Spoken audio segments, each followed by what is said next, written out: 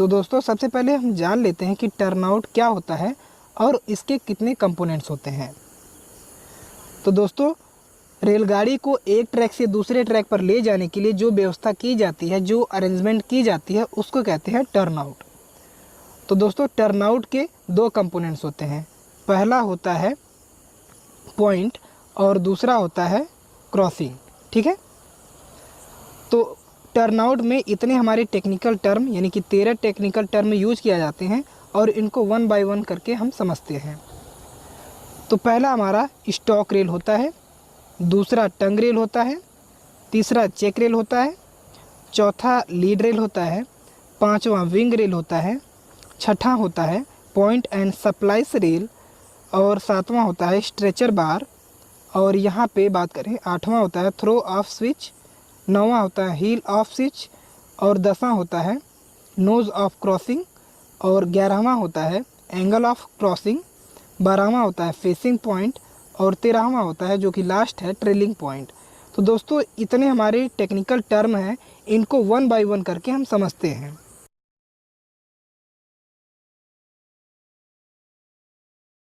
तो दोस्तों सबसे पहले हम स्टॉक रेल की डेफिनेशन समझ लेते हैं।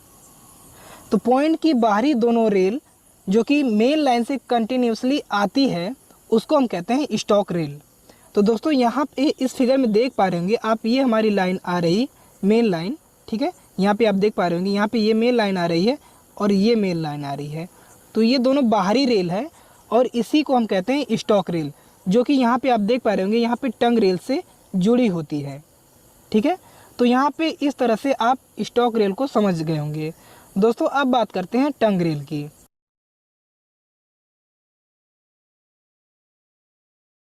तो दोस्तों सबसे पहले हम टंग रेल की डेफिनेशन समझ लेते हैं। तो स्टॉक रेल के अंदर वाली वो रेल जो कि पॉइंट की ओर पतली होती है टंग रेल कहलाती है। तो दोस्तों यहाँ पे आप देख पा रहे होंगे, यहाँ पे हमारी स्टॉक रेल है और यहाँ पे ये वाली हमारी स्टॉक रेल है।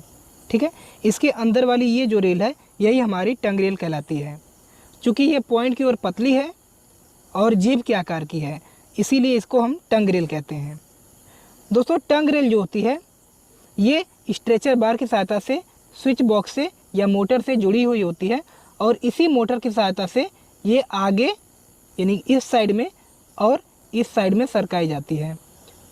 ठीक है, सरकाई इसलिए जाती है क्योंकि जब ये इधर सरकाई जाती है तो इस रेल से आके सट जाती है, यानी स्टॉक रेल से सट जाती है और जो हमारी ट्रेन होती है, जो हमारी रेलगाड़ी होती है, वो इसी ट्रैक पे चली जाती है, यानी कि इस वाले ट्रैक पे चली जाती है। ठीक है, और जब ये इस साइड में सटा हुआ होता है इस साइड में, तो हमारी ट्रेन जो है सीधी चली जाती है। ठीक है, यहाँ पे तो इस तरह से हम यहाँ पे क्रॉसिंग को भी समझ गए।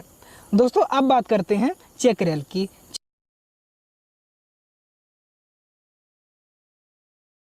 तो दोस्तों सबसे पहले हम जान लेते हैं कि चेक रेल की डेफिनेशन क्या होती है। तो क्रॉसिंग के पास में लगाई जाने वाली रेल जो कि लंबाई में छोटी होती है चेक रेल कहलाती है। ओके, तो दोस्तों आप इस फिगर में देख पा रहे होंगे, यहाँ पे हमारी जो क्रॉसिंग है और क्रॉसिंग के पास में ही ये हमारी छोटी सी रेल लगाई गई है, इसी को हम चेक रेल कहते हैं। दोस्तों जो चेक रेल होती है वो दोनों साइड में लगाई जाती है क्रॉसिंग के, तो यहाँ पे ये हमारी चेक रेल है। और दोस्तों चेक रेल जो होती है वो स्टॉक रेल से लगी हुई होती है। यहाँ पे स्टॉक रेल यहाँ पे और यहाँ पे ये स्टॉक रेल है। ओके, दोस्तों अब समझ लेते हैं कि चेक रेल लगाई क्यों जाती है।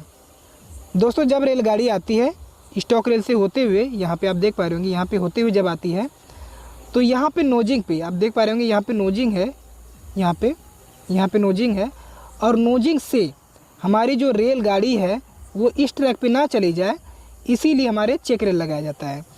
जो रेलगाड़ी का व्हील होता है यानी पहिया होता है उसमें फ्लैंज होता है। ठीक है, उसमें फ्लैंज होता है तो वो फ्लैंज जाके इसमें फंस जाता है। दोस्तों आप रेलगाड़ी को जब देखेंगे तो उसके व्हील में अंदर की साइड में एक फ्लैंज होता है। ठीक है, जो कि इसमें आके फंस जाता है और रेलगाड़ी इस साइड में यानी कि इस साइड में नहीं जा पाती है और जो रेलगाड़ी होती है वो इस ट्रैक से आते हुए सीधी निकल जाती है, यानी कि यहाँ से स्टॉक रेल से सीधी निकल जाती है। तो दोस्तों इस तरह से हमारी क्रॉसिंग हो जाती है। दोस्तों अब बात करते हैं लीड रेल क्या होती है।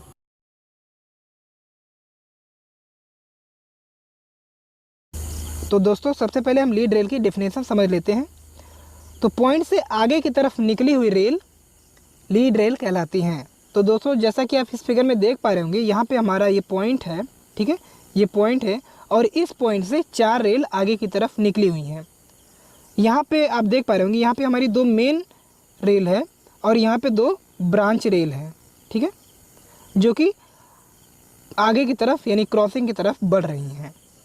दोस्तों अब बात करते हैं विंग रेल की।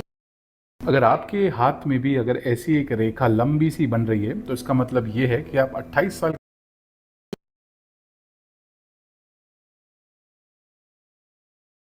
तो दोस्तों सबसे पहले हम विंग रेल की डेफिनेशन समझ लेते हैं। तो पॉइंट से निकली हुई 4 रेल, जिसमें 2 मेन रेल होती हैं और 2 ब्रांच रेल होती हैं। दोस्तों ब्रांच रेल अंदर की तरफ होती हैं और वो क्रॉसिंग पर आकर समाप्त कर दी जाती हैं। तो दोस्तों जैसा कि आप इस फिगर में देख पा रहे होंगे, यहाँ पे ये जो हमारी रेल है इसको हम मेन रेल कहते हैं या फिर स्टॉक रेल कहते हैं। दोस्तों इस साइड में भी हमारी मेन रेल है और यहाँ पे अंदर वाली जो रेल है इसी को हम विंग रेल कहते हैं। और दोस्तों जैसा कि आप देख पा रहे हैं, यहाँ पे आके ये मोड़ दी गई हैं पंख की तरह, ठीक है, इसको भी मोड़ दिया गया है, ठीक है, इसी को हम विंग रेल कहते हैं। तो दोस्तों अब बात करते हैं पॉइंट रेल व सप्लाइज रेल की।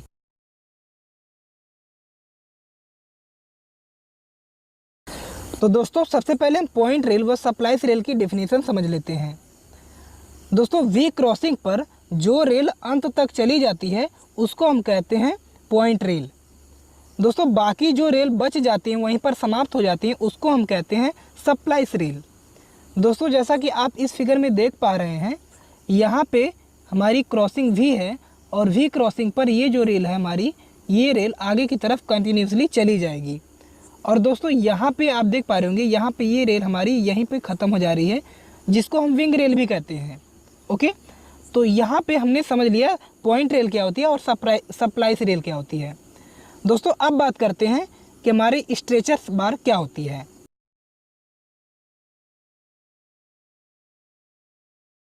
तो दोस्तों सबसे पहले हम स्ट्रेचर बार की डेफिनेशन समझ लेते हैं।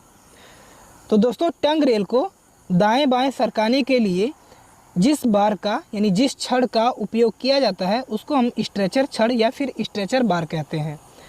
तो दोस्तों जैसा कि आप इस फिगर में देख पा रहे होंगे, यहाँ पे हमारी टंग रेल है, ठीक है, यहाँ पे ये हमारी टंग रेल है और यहाँ पे जो हमारी टंग रेल की टो है, ठीक है, जहाँ पे हमारी स्ट्रेचर बार जुड़ी होती है उसको हम टंग रेल की टो कहते हैं।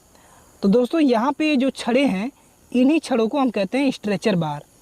दोस्तों स्ट्रेचर बार की सहायता से ही टंग रेल को दाएं बाएं सरकाया जाता है। यानी कि यहाँ पे आप देख पा रहे होंगे, यहाँ पे इस टंग रेल को इधर चिपकाने के लिए और इस टंग रेल को इधर चिपकाने के लिए स्ट्रेचर बार का यूज किया जाता है और इस स्ट्रेचर बार को मोटर में लगाकर आगे पीछे सरकाया जाता है। तो दोस्तों इस तरह से हमने स्ट्रेचर छड़ के बारे में भी डिस्कस कर लिया।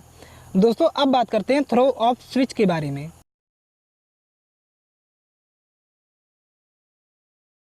तो दोस्तों सबसे पहले हम थ्रो ऑफ स्विच की डेफिनेशन समझ लेते हैं। तो दोस्तों हमारी जो टंग रेल होती है वो स्टॉक रेल से जितनी साइड डिस्टेंस कवर करती है उसको हम कहते हैं थ्रो ऑफ स्विच। तो दोस्तों जैसा कि आप इस फिगर में देख पा रहे होंगे, यहाँ पे हमारी ये जो टंग रेल है और यहाँ पे हमारी स्टॉक रेल है। दोस्तों टंग रेल और स्टॉक रेल के बीच में जितना हमारी डिस्टेंस है, इसी को हम कहते हैं थ्रो ऑफ स्विच या फिर स्विच का अंतराल। ओके, तो दोस्तों इस तरह से हमने स्विच का अंतराल को भी डिस्कस कर लिया। दोस्तों अब बात करते हैं स्विच की हील।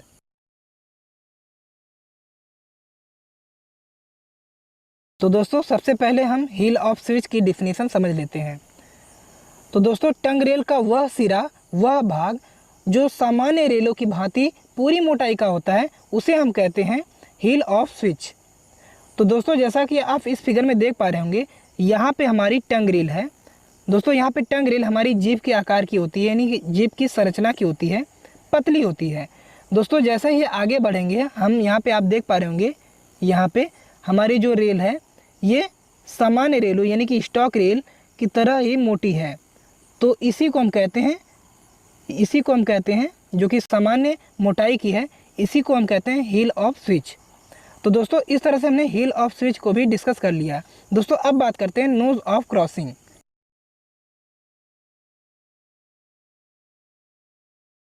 तो दोस्तों सबसे पहले हम नोज ऑफ क्रॉसिंग की डेफिनेशन समझ लेते हैं।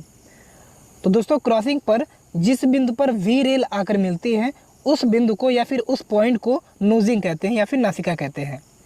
तो दोस्तों जैसा कि आप इस फिगर में देख पा रहे होंगे, यहाँ पे दो रेल आकर मिली हुई हैं जो कि वी आकार की है, और इस पॉइंट पर यानी कि यहाँ पे ये जो दिखा रहा है, आपको दिख रहा है, इसी को हम नोजिंग कहते हैं, ठीक है, क्योंकि ये नाक के आकार का है। दोस्तों इस तरह से हमने नोज ऑफ क्रॉसिंग को भी समझ लिया। तो दोस्तों इस तरह से हमने नोज ऑफ क्रॉसिंग को भी समझ लिया। दोस्तों अब बात करते हैं एंगल ऑफ क्रॉसिंग की।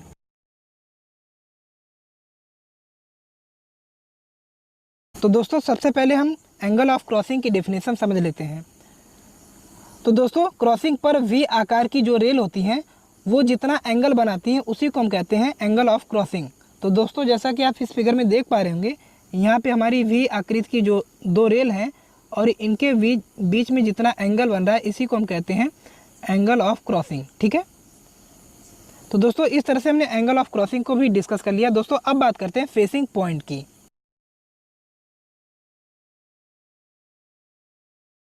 तो दोस्तों सबसे पहले हम फेसिंग पॉइंट की डेफिनेशन समझ लेते हैं। दोस्तों जब रेलगाड़ी स्विच पॉइंट से क्रॉसिंग की तरफ बढ़ती है तो उसको कहते हैं हम फेसिंग पॉइंट। दोस्तों ये टेक्निकल टर्म गाड़ी की दिशा को प्रदर्शित करने के लिए यानी व्यक्त करने के लिए बताया जाता है। दोस्तों जैसा कि आप इस फिगर में देख पा रहे हैं, यहाँ पे हमारी स्विच पॉइंट है, ठीक है, और यहाँ से हमारी गाड़ी जो इस दिशा में बढ़ रही है यानी कि पॉइंट से यानी स्विच पॉइंट से क्रॉसिंग की तरफ बढ़ रही है, तो इसे हम कहेंगे फेसिंग पॉइंट। ओके दोस्तों अब बात करते हैं ट्रेलिंग पॉइंट।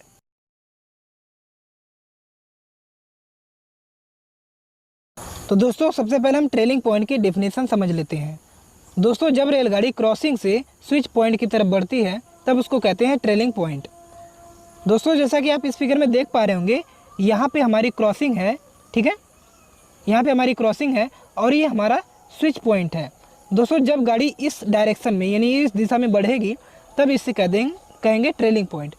दोस्तों जब ये गाड़ी स्विच पॉइंट से क्रॉसिंग की तरफ बढ़ेगी तब इसको हम कहेंगे फेसिंग पॉइंट। ओके तो दोस्तों इस तरह से हमने टर्न आउट में यूज होने वाले सभी टेक्निकल टर्म को डिस्कस कर लिया। तो दोस्तों आई होप कि आपको ये वीडियो समझ में आ गया होगा और